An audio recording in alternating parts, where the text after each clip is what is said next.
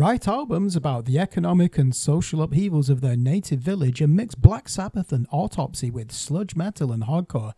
But Sweden's Horndal are also kings of better in their last record. For LP number 3, they spent 2 years researching the story of a trade unionist hero from the 1909 Great Strike of Sweden who left Horndal for the United States, never to return. Vocalist and guitarist Henrik Levahn tracked down the man's grandchildren and completed a book to accompany the album. We speak to chief songwriter and drummer Pontus Levahn about the making of Head Hammerman for our Behind the Album series. This is a Screen Blast Repeat exclusive interview. Okay then, so album number 3, Head Hammerman, released on the 5th of April this year, 2024, via Prosthetic Records, on the back of a highly successful and certainly critically acclaimed sophomore effort called Lake Drinker, which I know was causing you some anxiety whether you could even better that record. And I think you have. So we're going to talk through the 10 tracks on here, and we go straight into the title track. And clearly this is about Ulrik Andersson, who's this great trade unionist agitator who's heavily involved in events in 1909 during the Great Swedish Strike, specifically in your hometown village of Horndal. So I just want to talk through some of the musical observations, and you write all these songs, so you can we can learn, myself and the viewers can learn about these. So I just like how this obviously starts off with the steel vibrations of a hammer to open the way for these really interesting tom drum movements and fuzzy guitar riffs. And I think you can feel the rage of Ulrik in your brother Henrik's scorching vocals. Yeah. And do you know what I did say? I don't know if they are an influence. I could hear Mastodon in this as well. But your riffs are heavier and they make the soil crumble, I think was my observation. So talk us through, you start this album with drums. That's your main instrument. Yeah. This had to be track number 1. Why is that? It was actually I mean, we wanted to start the album with that anvil, like the hammer intro. And it really it fit together with the drum intro idea that I have that I had. It was I think I really know where it came from. I think it's inspired by Bill Bruford from King Crimson. And I can't remember what song it is, but it's some on like Islands or something. He has this thing that I sort of stole and made my own sort of. So I thought it was an interesting sort of percussive way to start the song and the album together with the hammer. So yeah, and then it was that riff. It's basically sort of I guess it's a Sabbathy riff in like in a swing feel, and I really like that. You get sort of a swinging vibe to the sort of heaviness and evil vibe, and I really like that. And so yeah, Crimson, some Sabbath, and then we also incorporated for the first time in our career with like organs and stuff like that. It's a friend of ours. It's called Martin Hedros. It's an amazing organist and pianist and great jazz musician and he plays in a band called The Soundtrack of Our Lives that was a really big band in Sweden and internationally a couple of years ago. So he plays the organs on the track, and then I'm really happy with my brother's the vocal performance. As you said, I think it starts like really, it's really rough and it's really dark and really angry. I think the first sentences, so the first words, he got that right. So yeah, I mean, of course it had to be the first track of the album. You can feel the alienation. I could imagine being a blacksmith, or in this case a steel worker, in a really dark and damp and unforgiving factory setting. And that's what comes through to me, because you're storytellers in your band, aren't you? So it's not just the lyrics. You need to create a sense of place. I think it was successful. In the scene, definitely. That's, I mean, I always record like with Henrik when he does the vocals, it's him and me basically. So I'm recording the vocals and he's doing them, and it's always trying to find that right mood, especially sort of the first sort of where you kick off the song, and it has to be perfect. And I think Henrik he's really good at sort of getting the story and the words through in his vocals. Definitely. Yeah. See, when we go to track two, the mood changes. And like Yeah. any story, this is a an action point. And I love how you've used I would almost say new wave of British heavy metal flamboyance, and you're wearing a Judas Priest t-shirt, and you Yes, can I hear. am. Do you write the bass lines as well? Because you can hear like a Geezer Butler bass tone as well.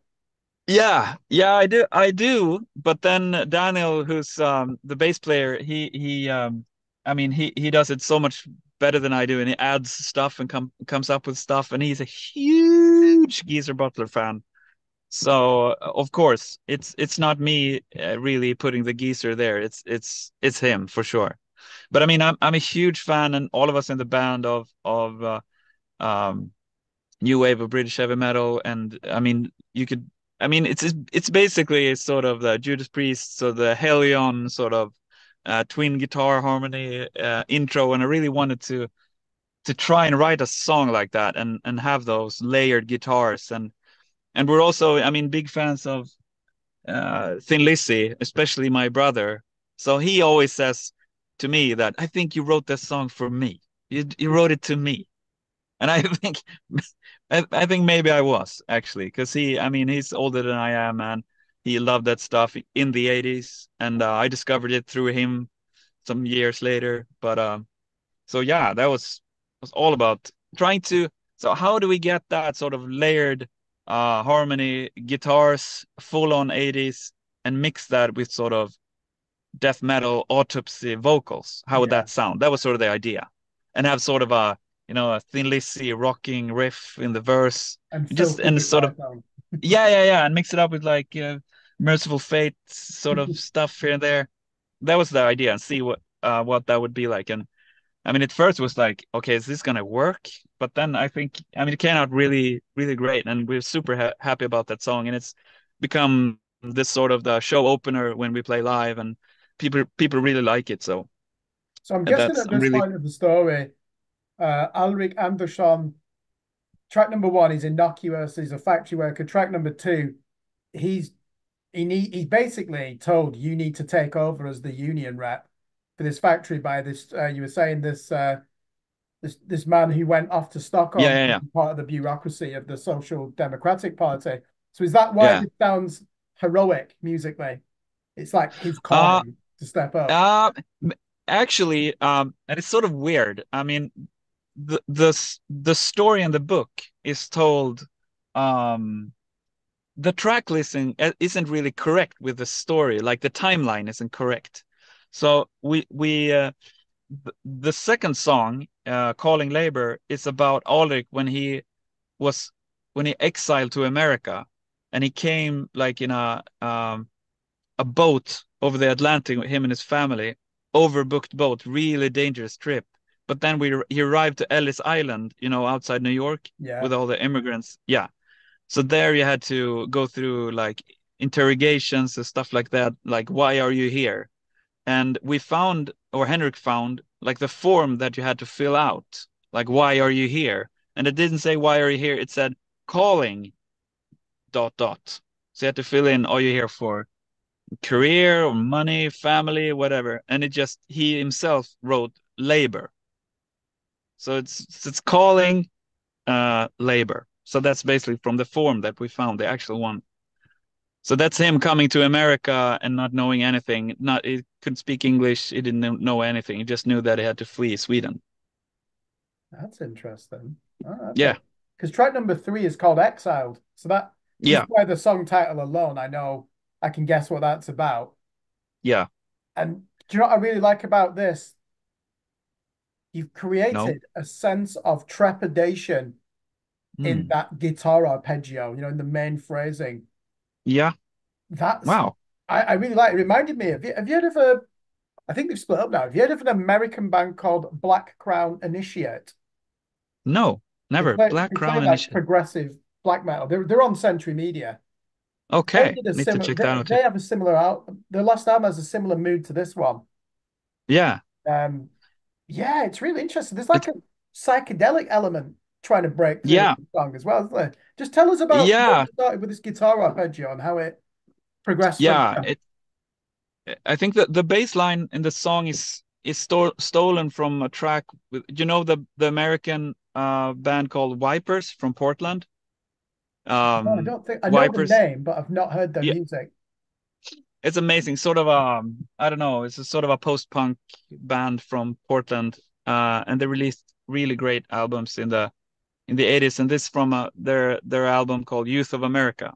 So I just stole sort of the harmonies and the bass line and then wrote the arpeggio guitar riff on top of that. So sort of, you just staple, or you just put minor chords on top of each other. And Yeah, I mean, that's exactly. really similar.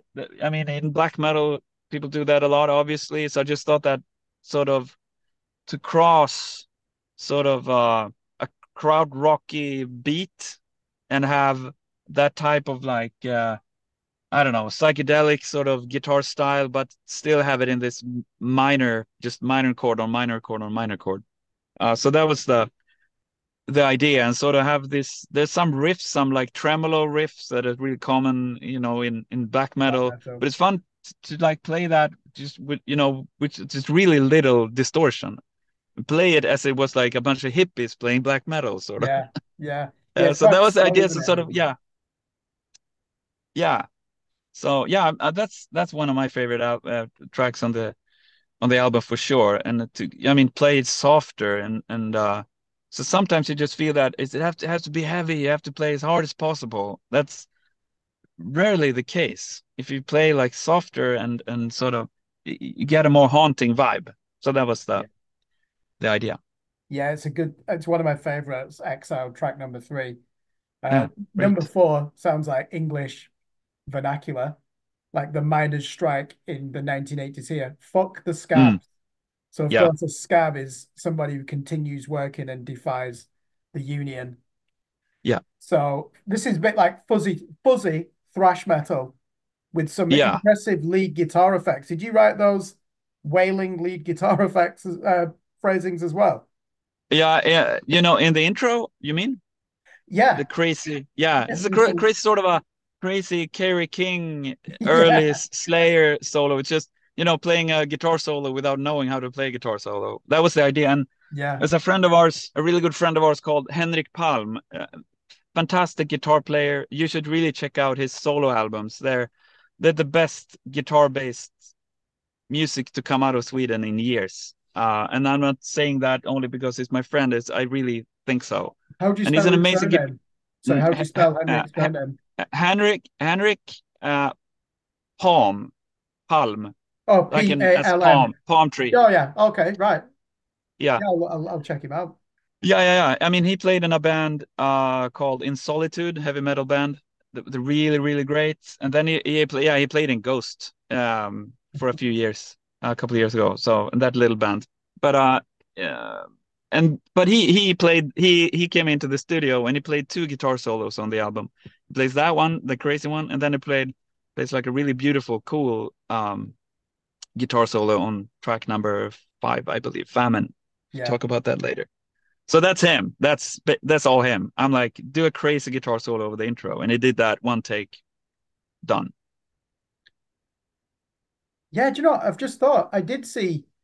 Did he put an album out this year, didn't he? Henrik Palm. Yeah, It was yeah. all over Just a couple of Bandcamp. weeks after. Yeah, Yeah. it was spot there was a spot of feature on him on Bandcamp, wasn't there? Okay. Yeah. Cool. Yeah, I didn't Yeah, know. Yeah. yeah, I did see it come out. Do you know, I'll revisit that. Yeah. Yeah. Oh, So that's I mean, he played some on our album, and I played like percussion all over his album, and we've toured together. So yeah, oh, I've we got have to a listen good to that if you're on it. collaboration. Yeah, Yeah, Henrik it's Palm. amazing. What one Really thing I cool. noticed in Fuck the Scabs, you're Mm, playing like a hardcore drummer yeah. parts of that, and then I said the riffing is colossal. the guitar. The first chorus is like Venom in possession of Voivod's guitar setup. Oh yeah, nice. I love Oh, Voivod, so I heard that in the song. yeah, yeah, makes me so happy. Yeah, I'm a huge Voivod fan. I think they're absolutely amazing. And I try to emulate and steal riff from them all the time, but it's impossible. It's like they have their complete unique way of writing songs and playing guitar. Yeah, That guy Pig. But so yeah, I mean they're a huge inspiration, and I think for this song, it's like yeah, for sure, Venom Voivod and like Autopsy and just the sheer just heaviness and so it's downtuned, the most downtuned song on the album, I think, and yeah, to make it definitely. really like filthy was the idea. Yeah, definitely. So you've already touched upon track number five, Famine. Mm. Break beats in the beginning. They're like break beats, Yeah, aren't they? With like this yeah, spinky keyboard effect. What were you thinking in that intro? That is so interesting. yeah. One What of the those, I was hell like was I that. My thinking? finger was on my chin. I was like, what's he trying to do here?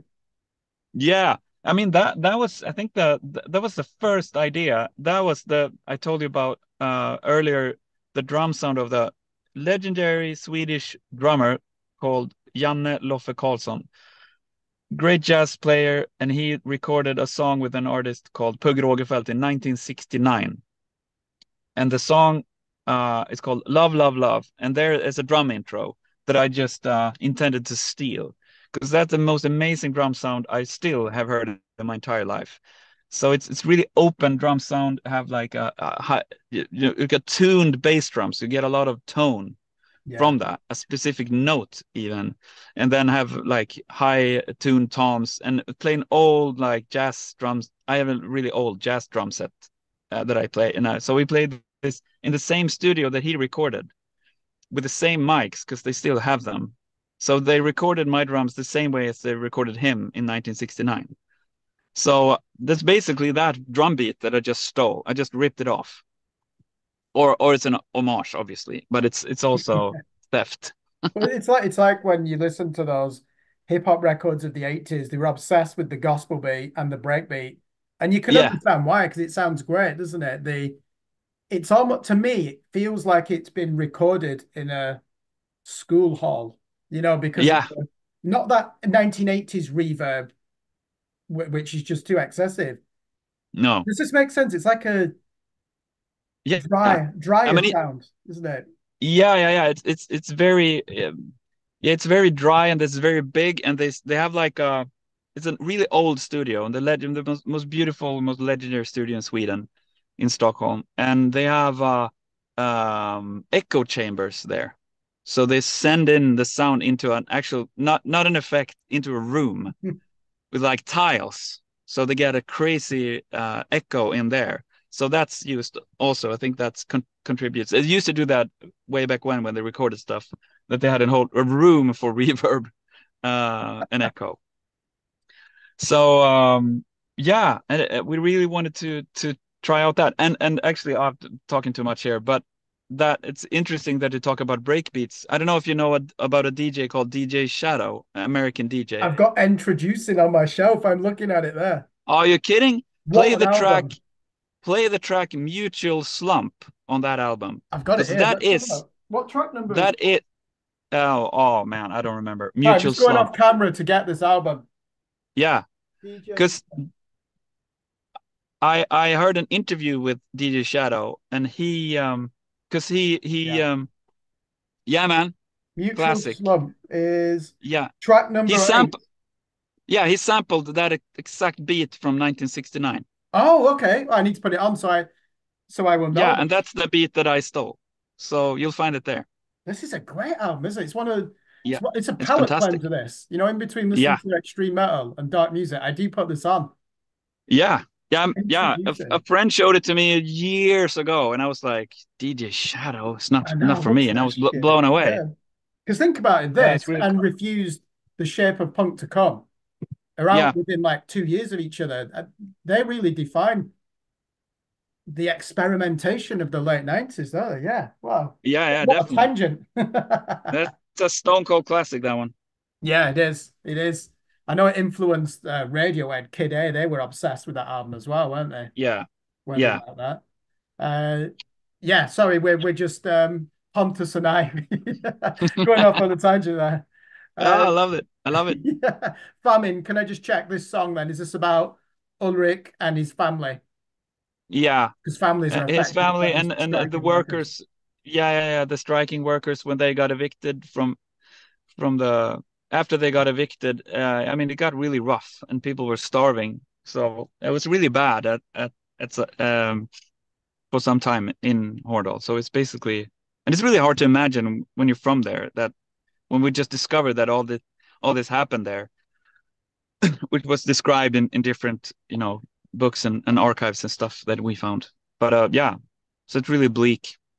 Three things stand out for me. 1909 in any Western European Mm, country, contraception's not readily available, so families are mm, having, a large number of children. Two, yeah. you've got to say as well that there isn't really a developed welfare state. Not at all. Certainly not in England. I think we bring in national insurance in under David Lloyd George, might be 1911, and then Okay. three. I assume this applies to Sweden as well. The man was often the sole, what we call breadwinner. Would that have been the Yeah, case yeah, yeah. in terms of Horndal, do you think, in 1909 as well? Sorry, what was Oh the yeah, last I'm thing? just saying. I assume Ulrich would have been the one worker in the Yeah, yeah, yeah. family, and the wife raised the children.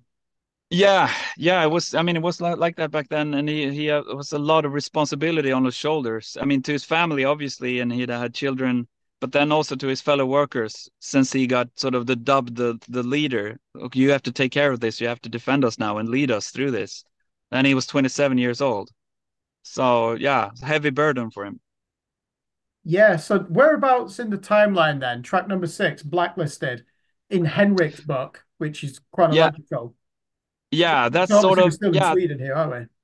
yeah. We're still in Sweden, and that's when the strike was over, and he managed to get his fellow workers reinstalled. They got their jobs back and their homes back. But then he got himself and a few others, sort of the ones that they pointed out as the troublemakers. They blacklisted them, so he couldn't find work anywhere in Sweden, not at any factory or anywhere else. So they made sure to punish him that way. So that left him no choice but to leave Sweden, basically. So this sort of the last events in still in Sweden in the story. What stands out for me when I wrote down my observations, the song titles and the mood that you create of each song are enough to sketch out the story without even needing to look at the lyrics. I think Mm, that's you know what's going on, mm, and that's not oh, easy to do. I don't. I'm not a musician, but I don't think it comes natural to musicians. And I'll give you an example of an album that is probably the best storytelling metal album, Queensryche, Operation yeah, Lifetime. I mean, that is a yeah, for sure. that is Yeah, the yeah, yeah. standard, Love it, isn't it? Yeah. love it. And you're not writing music, yours is a lot darker than that. Yeah. But there is a gallop to this song at the end, isn't there? There's like a traditional Uh, heavy metal thrust to it. yeah. Blacklisted. Yeah. It's Yeah, like yeah, a for sure. gallop. Yeah, Yeah. yeah, yeah, yeah. We have that the gallops, and then my favorite part, of course, as a drummer, is I finally got to do one of those drum like tom fills where you use a lot of the small. We call it the Smurf toms. We, the super tiny, so you get that. So I finally got that into a song. You do the So scale yeah, run. Yeah. it's a lot of that. Yeah, yeah, yeah. So I had to buy some small toms to put on my drum kit now. Yeah. I like how that keeps the momentum. Now, track Mm, number seven, I think probably is my favorite song. mm, The Shining Spectre and that mm, solemn brass arrangement at the beginning. mm, I always mm. associate that with coal miners, the Oh, pride of nice. playing in brass marching bands, and they'd go to these competitions and the music is solemn, Yeah. isn't it, that they're doing. And you've incorporated that. So it instantly transplanted me to that scene just from that one instrument alone. but then it gives way to a Black Sabbath doom riff, and then you had a second Yeah. guitar to arpeggiate the same chords. Mm. Real shift in mood though to one of dejection. And I think this is a bit of an egg. I think I really lost the plot when I was writing the review. I said, "Can you drop to your knees and clutch the earth soil in your fingers? Yes, you can, and you should." It just really, it's so dramatic, but in a, you feel like you're watching a gritty television historical drama unfold. Can you talk to us about the brass arrangements first in this song? Yeah, yeah, for sure. And well, first of all, your research is amazing, and the your connotations are absolutely right, because it's inspired by those types of like brass marching bands, because they used to have them in Sweden and in Horndal. They had one of those back in that time. So it was we just knew that we wanted to get sort of a small brass orchestra into the album, and it was made by a friend of ours who's an amazing like horn player. I mean, he plays trumpet and all kinds of weird brass instruments. So he made that himself. We just wanted it to feel like a burial, sort of a burial march or whatever you call it. Uh, so we said that to him, and we gave him sort of the story, and we gave him the track, obviously. But then I think it's like five or six or seven different horns on that section. He plays them all, and he wrote the parts himself, just based on the harmonies of the track. So just kudos to him. David is amazing. So that's yeah, that's really inspired. But I mean, as you say, if it takes you to a coal mine, it's pretty damn accurate. Yeah, certainly. I bet in the 1990s there was a an English gritty film called Brassed Off, and it's about, Yeah, have you seen it? A I know. Yorkshire Yeah, yeah, village, isn't it? That yeah. eventually, Ewan McGregor. yeah, exactly. Yeah, Yeah, that was so I always think of that. I know that's yeah, the 1980s and 90s. one of my dad's favorite movies. Yeah, I haven't watched Yeah, it since probably no, 2010. me neither. But it I was really probably, I big when don't it know. came in Sweden. Yeah, I'd probably be sentimental about it. And I'm not really a sentimental person. Good Black Sabbath riff in this as well, though, because you said that probably every member of the band agrees on Yeah, Iommi and Sabbath. It really suits this. yeah,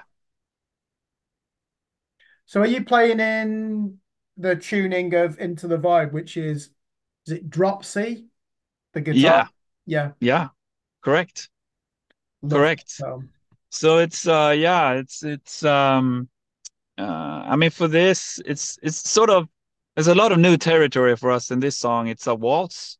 It's like in 3/4 time. Yeah, And to sort of we wanted to have one of those like a heavy ballad sort of, but have it really haunting vibe to it, and sort of yeah. And here also we incorporate quite a lot of melody at the ending or the middle part of the song. So yeah, I think this is also one of my favorite tracks, because it's really it was really new territory for us, and I was so happy that we could pull it off to sort of yeah, both keep the if I can say the beautiful aspect of it and the heaviness at the same time. So I'm super happy with that one. yeah, I think you described it perfectly. Haunting, a heavy Yeah, ballad, which is a paradox. Um, yeah, if it wasn't a concept album, this people would just say that's avant-garde metal, which is yeah, always a compliment. It is because you're not really going to hear many. Your friend has come in and composed a piece of music for the mm, intro and played 8 different horn, arrangements. So that's incredible. The amount of thought gone. yeah. And we actually have a really weird thing on this. I mean, no one can hear it and no one can understand it, but at the ending, there's a sort of a noise thing. Um, the sort of ending the track, and that's we found a guy who works with. It's called EVP, electronic voice phenomenon. which basically is you go to graves and record with a microphone to try to catch the voice from the other side. Okay. Yeah, and this is Yeah. true. People do. Yeah. There are some complete lunatics who does this. So we found a guy who does this, and he went to Ulrich Andersson's grave in Chicago and recorded with a microphone just by his grave for, I don't know, half an hour. And then what they do is they put this into their computers and they start filtering the sound and they start until they think they can hear something. So he said, I've found, he says murder. I mean, that's to his ears. It's basically, but we just choose to believe it. So we have Ulrich Andersson from the other side saying murder, murder, murder there in the song. And let's give credit to this gentleman who Yeah, Michael gave you this Esposito. recording. Michael Esposito. Yeah. Yeah, another. See, there's a story. There's always a story behind songs, but you just seem to have subplots. Yeah. Songs like Yeah. Yeah.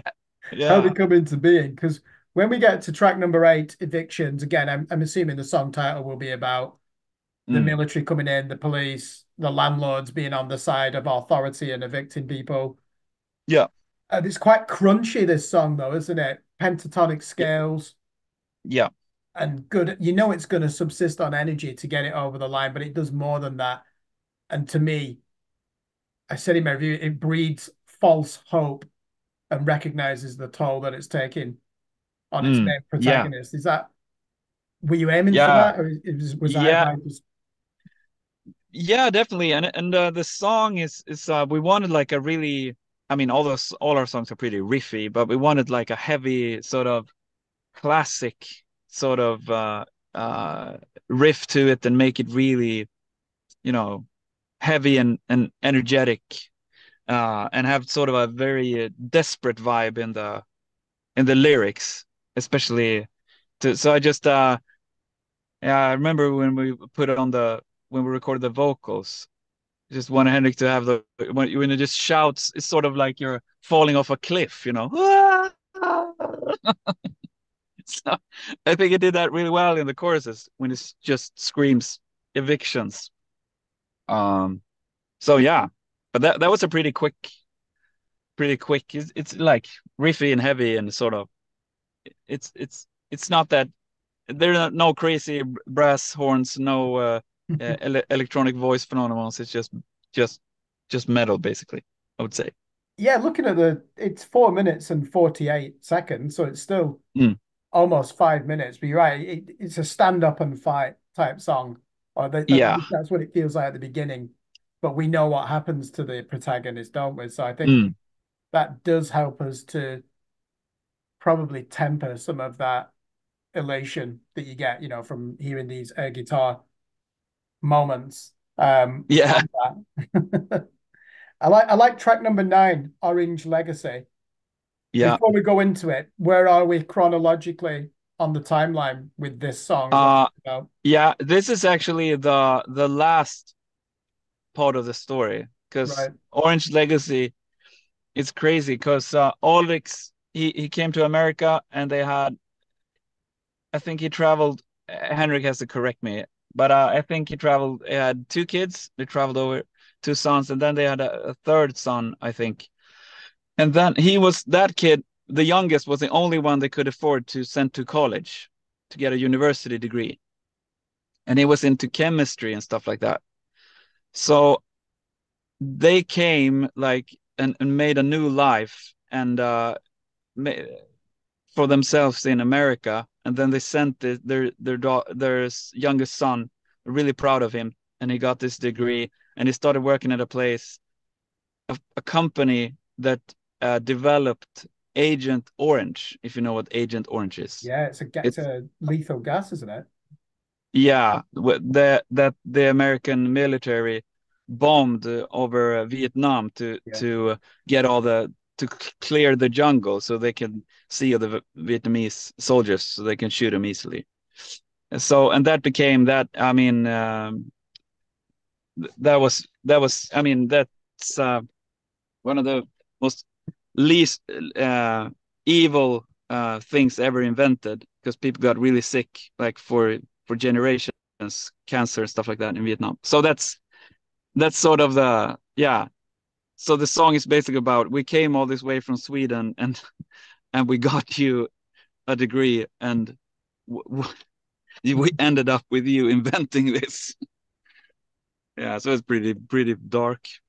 Yeah, musically, this is a lot of angst in this, Mm, chest rumbling guitars, but like clench fist vocals as well, which makes sense now. yeah, You told me what it's about. And the mood is yeah, one anger, isn't it? Almost like yeah. betrayal. Yeah, exactly. Disappointment and anger and yeah. And musically it's I think it was fun to have that this sort of like a hammer-on pull-off thing, sort of Thunderstruck AC/DC Yeah, style guitar. Uh, I mean, for this album, I think we just I sort of said yes to myself for every idea. Like, could we do one of those types of riffs and that would feel very out of place, I think, in the previous two albums. But here was just, I mean, we just go ahead and yeah, that's it turned out great, I think. yeah. And then we come to the final song, track number Yeah, 10, Preacher yeah, Cages. yeah, It does try to remain upbeat, this song at times. mm, I like the bass guitar holding it all together. But yeah, Henrik, I know that you and Henrik do the vocals together pre-production, and then he knows mm, uh the phrasing of it. It's like he's baying for blood. The voice works up this like energy to remain defiant.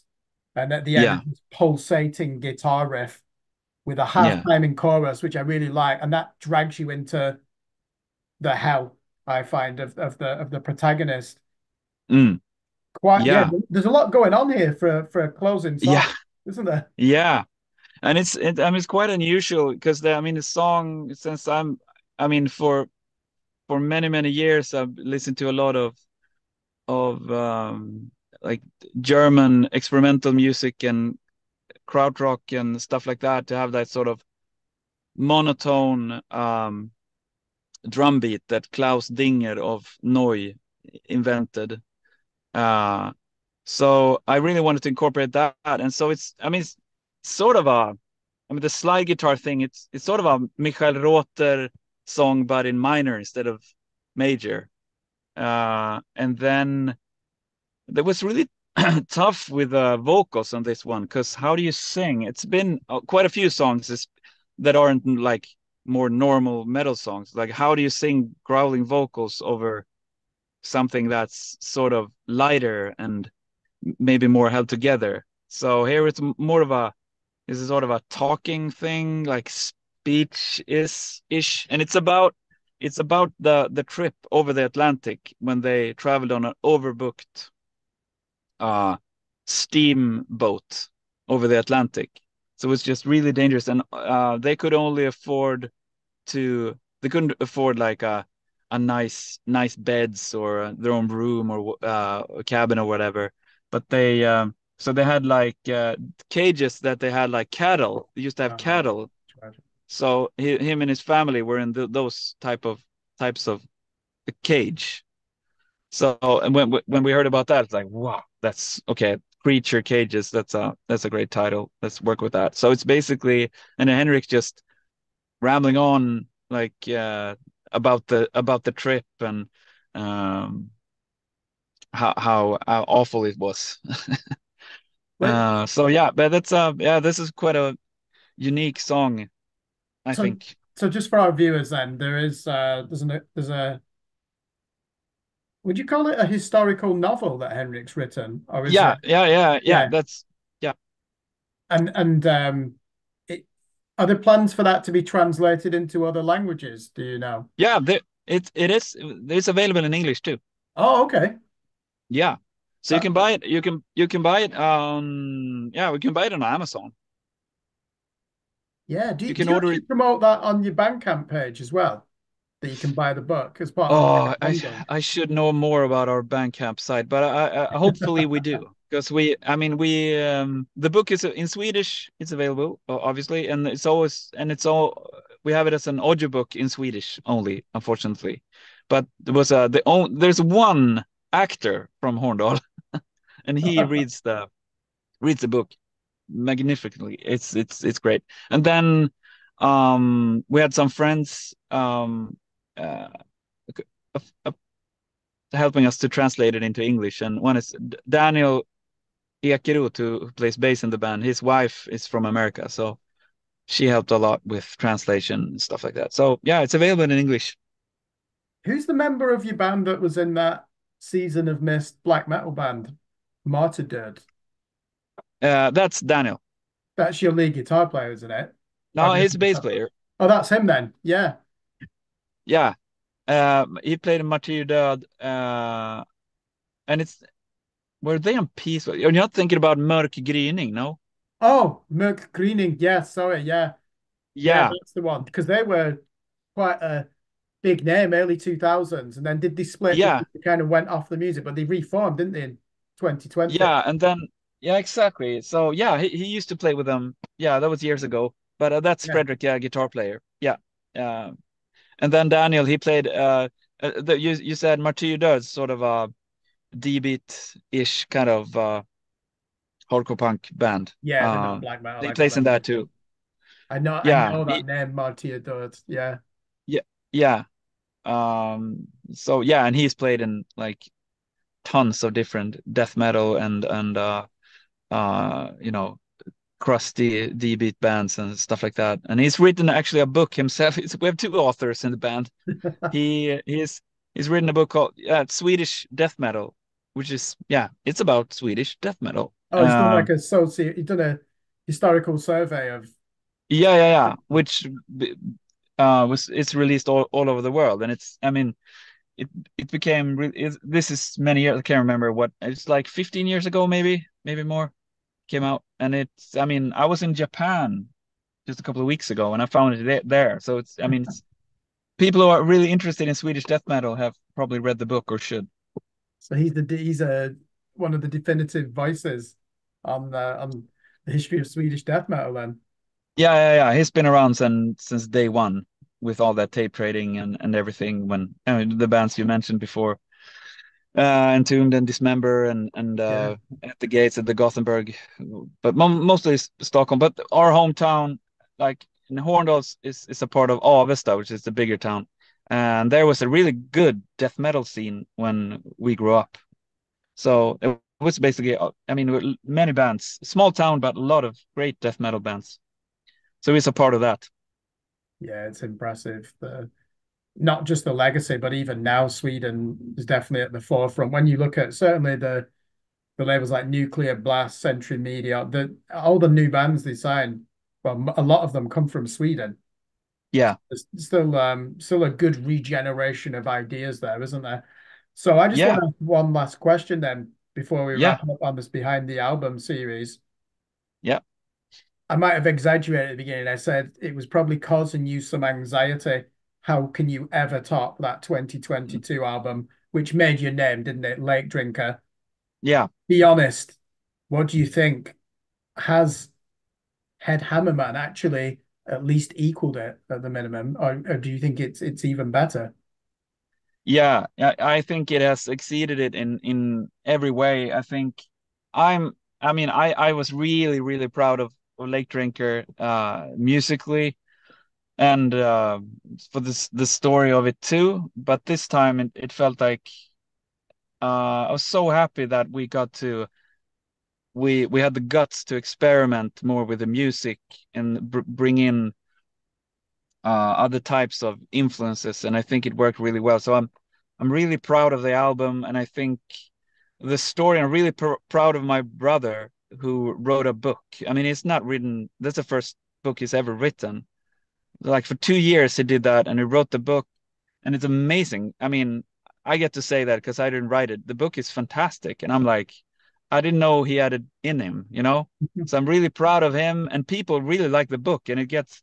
I mean, just the other day, it got reviewed in Sweden's biggest newspaper. Got a really great review, like on the book page, not like, Yeah. oh, I'm a metal guy and I've read one book and it's this one.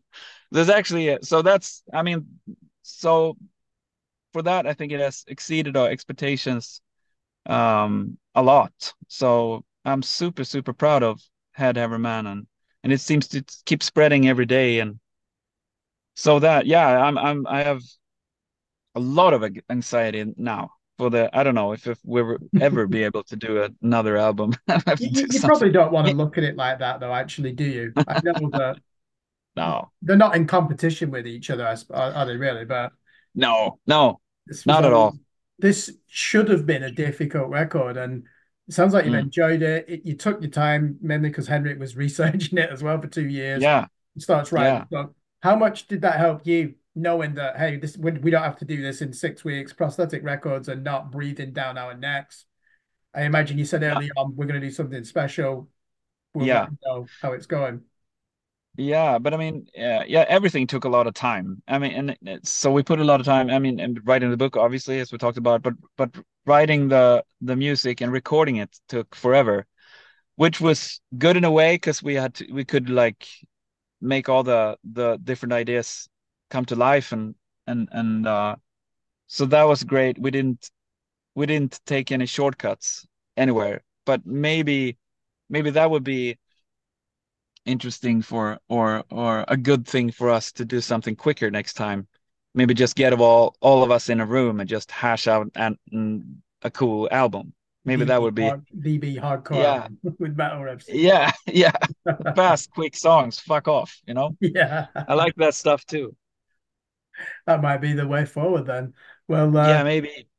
it's been an absolute pleasure, Pontus, to learn more about the album. This is certainly an album that people will want to ask questions about and know about the subtext and just Yeah. even some of the things you were saying. It's not necessarily in chronological order compared with the book. And what you were saying, that chap in Chicago and the what's it called? Yeah. Something where you do field recordings next to a grave. Uh, Ma Michael Esposito. Yeah, okay. So even putting Yeah. that on and then the brass arrangements and Yeah. Henrik Palm playing on Yeah.